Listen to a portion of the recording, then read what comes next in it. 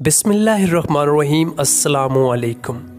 शौहर की इताअत करने और नाफरमानी से बचने के लिए 5 फ़रामीन मुस्तफ़ा सल्लल्लाहु ताला अलैहि वसल्लम। नंबर 1, औरत जब 5 नमाज़ें पढ़े और माह रमज़ान के रोज़े रखे और पाक दामन रहे और शौहर की इताअत करे तो जन्नत के जिस दरवाज़े से चाहे दाखिल हो।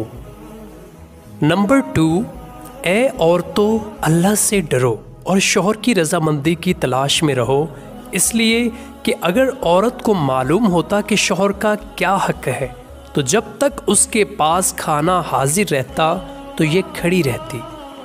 नंबर 3, जब औरत बिला हाजत शरई अपने घर से बाहर जाए और उसके शौहर को नागवार हो, जब तक पलट कर ना आए आसमान में हर फरिश्ता उस पर लानत करे और जिन्नों आदमी के सिवा जिस चीज़ पर से गुजरे सब उस पर लानत करें।